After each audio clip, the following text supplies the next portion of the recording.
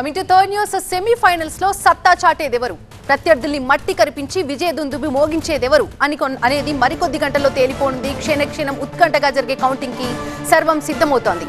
రాష్ట్ర వ్యాప్తంగా పకడ్బందీగా కౌంటింగ్ కి ఏర్పాట్లు జరుగుతున్నాయి. 3 అంచెల భద్రతతో ఓట్ల లెక్కింపు జరగనుంది. ఇలా ఓవైపు కౌంటింగ్ ఏర్పాట్లు జరుగుతుండగా మరోవైపు క్యాంప్ పాలిటిక్స్ రసవత్రంగా మారాయి. మున్సిపల్ ఎన్నికల్ని అన్ని పార్టీలు ప్రతిష్టాత్మకంగా తీసుకోవడంతో తమ అభ్యర్థులెవరూ చేజారకుండా ప్రధాన పార్టీలు క్యాంపు రాజకీయాలని సురు చేశాయి. ఎగ్జిట్ పోల్స్ అంచనాలతో పాటు తమకందిన ఫీడ్బ్యాక్ ఆధారంగా మున్సిపాలిటీలు, కార్పొరేషన్స్ లో పోటీ చేసిన తమ అభ్యర్థులందరినీ ఇప్పటికే శిబిరాలకు తరలిస్తున్నారు. క్యాంపు పాలిటిక్స్ పై ఇప్పటి వరకు ఉన్నటువంటి అప్డేట్స్ బ్రేకింగ్ లో చూద్దాం.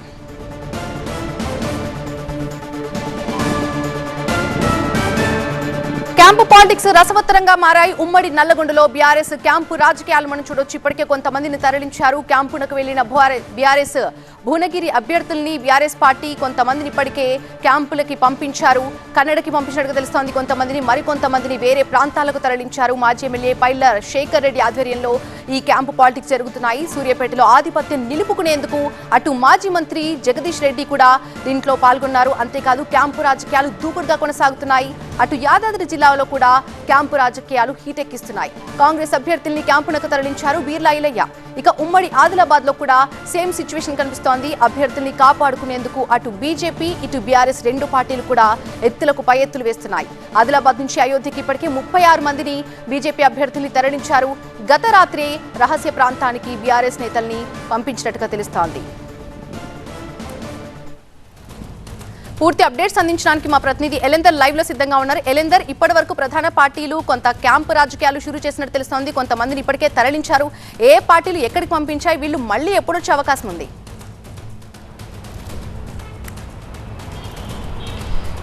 రైట్, ఒకవైపు కౌంటింగ్ సంబంధించి ఎలక్షన్ కమిషన్ ఏర్పాట్లు చేస్తుంటే మరొక వైపు ప్రధాన పార్టీలు గెలిపే లక్ష్యంగా బరిలోకి దిగినటువంటి పార్టీలన్నీ కూడా అభ్యర్థులందరినీ కూడా తమ ఇతర పార్టీల ప్రలోభాలకు గురి కాకుండా ఉండేందుకు వాళ్ళని కాపాడుకునే ప్రయత్నాలు చేస్తుంది. ఇప్పటికే దీనికి సంబంధించి BRS party, Congress and BJP 3 ప్రధాన పార్టీలుతో పాటుగా వీళ్ళకి రెబల్స్గా పోటీ చేసినటువంటి స్వతంత్ర అభ్యర్థులను కూడా వాళ్ళు తమ మనుషులని క్యాంప్ రాజకీయాల్లో భాగంగా అక్కడ నుంచి ఇతర ప్రాంతాలకు తరలిస్తున్నటువంటి పరిస్థితి. కొంతమంది ఇతర రాష్ట్రాలకు తరలిస్తే కొంతమంది రాష్ట్రాలు దాటించి ఉత్తర భారతానికి కూడా తరలిస్తున్నటువంటి పరిస్థితే కనిపిస్తుంది. ముఖ్యంగా ఈ కౌంటింగ్ ఫలితాలు రేపు వచ్చేటువంటి కౌంటింగ్ ఫలితాల సమయంలో ఎవరైతే గెలిచిన అభ్యర్థులకు ఇచ్చేటువంటి సర్టిఫికెట్ ఉంటుందో ఆ సర్టిఫికెట్ సమయంలో ఇబ్బందులు తలెత్తకుండా ఉండేందుకు కౌంటింగ్ కేంద్రాలతో పాటు వాళ్ళకి సంబంధించినటువంటి ఎవరైతే గెలిచే అభ్యర్థులు కావచ్చు అక్కడ ఉన్నటువంటి పరిస్థితులకు తగ్గట్టుగా కూడా పోలీసులు నిఘా పెంచినటువంటి పరిస్థితి కనిపిస్తుంది. తప్పకుండా గెలిచిన అభ్యర్థులు ఎవరైనా వారికి సంబంధించినటువంటి పత్రాన్ని రిటర్నింగ్ ఆఫీసర్ దగ్గర నుంచి తీసుకోవాల్సి ఉంటుంది. ఆ సమయానికి వాళ్ళు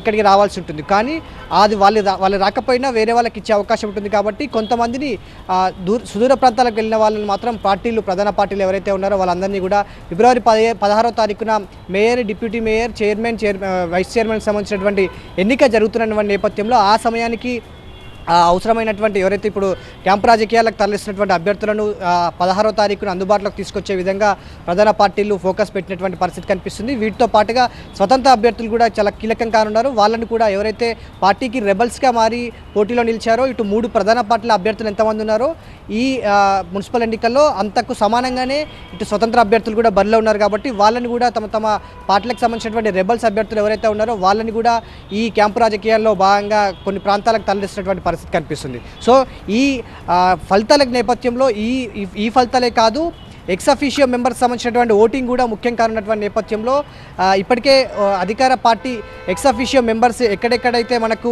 కౌంటింగ్ తక్కువ వచ్చే అవకాశం ఉంటుందో అక్కడ ఎక్స్ అఫీషియో మెంబర్స్ని ఓటింగ్కి సంబంధించినటువంటి దరఖాస్తు చేసుకోవడం కావచ్చు, ఇట్లాంటి అంశాలకు సంబంధించి కూడా అధికార పార్టీ ఇప్పటికే సపరేట్ వ్యూహాలు రచిస్తున్నటువంటి నేపథ్యంలో ఎక్స్ అఫీషియో మెంబర్స్, స్వతంత్ర అభ్యర్థులు కూడా కీలకం కానున్నటువంటి నేపథ్యంలో వాళ్ళందరిపైన కూడా ఫోకస్ పెంచింది. సో ప్రధాన పార్టీలన్నీ కూడా ఇటు ఉమ్మడి నల్గొండ, ఖమ్మం కావచ్చు, సూర్యాపేట, దీనికి సంబంధించిన ఆదిలాబాద్, వీళ్ళంతా ఈ జిల్లాలకు సంబంధించినటువంటి ఉమ్మడి జిల్లాలకు సంబంధించినటువంటి మున్సిపాలిటీల యొక్క అభ్యర్థులందరినీ కూడా ఇటు బీజేపీ కావచ్చు, కాంగ్రెస్, బీఆర్ఎస్ అందరూ కూడా ఇతర రాష్ట్రాలకు తరలించి వాళ్ళ అభ్యర్థులను ప్రలోభాలకు గురి కాకుండా ఉండే విధంగా ఎప్పటికప్పుడు ఆ మున్సిపాలిటీల్లో ఎన్నికల కౌంటింగ్ ఫలితాలకు సంబంధించి ఎలాంటి రిజల్ట్స్ వస్తున్నాయనే అంశాలకు సంబంధించి వాళ్ళకి ఎప్పటికప్పుడు అప్డేట్ అందే విధంగా రహస్య ప్రాంతాల్లో తరలించి అక్కడ వాళ్ళని సేవ్ చేస్తున్నటువంటి పరిస్థితి కనిపిస్తుంది. సో చూడాలి రేపు వచ్చేటువంటి తలకిందులు అయ్యేటువంటి రిజల్ట్స్ రేపు వచ్చే అవకాశం ఉన్న నేపథ్యంలో నేపథ్యంలో వీళ్ళు ఎప్పటికి అందుబాటులోకి వస్తారు, లేకపోతే అందుకున్నటువంటి రిజల్ట్స్ వస్తాయా, లేదనుకుంటే ఇంకేమైనా తారుమారయ్యే అవకాశం ఉందనే అంశాలకు సంబంధించి కూడా చాలా ప్రాంతాల్లో హంగ్ వస్తుందని ఎక్స్పెక్ట్ చేసినటువంటి నేపథ్యంలో పూర్తి స్థాయిలో ప్రధాన పార్టీలన్నీ కూడా ఏదైతే దీనికి సంబంధించి క్యాంపు రాజకీయాలకు తెరలిదీసినటువంటి పరిస్థితి కనిపిస్తుంది. సో ఫిబ్రవరి 16వ తారీఖున అభ్యర్థులంతా ఎన్నికకు మేయర్, డిప్యూటీ మేయర్ ఎన్నికకు వచ్చే అవకాశం అయితే చాలా స్పష్టంగా కనిపిస్తుంది. థ్యాంక్ యూ ఎలిందర్. ఇక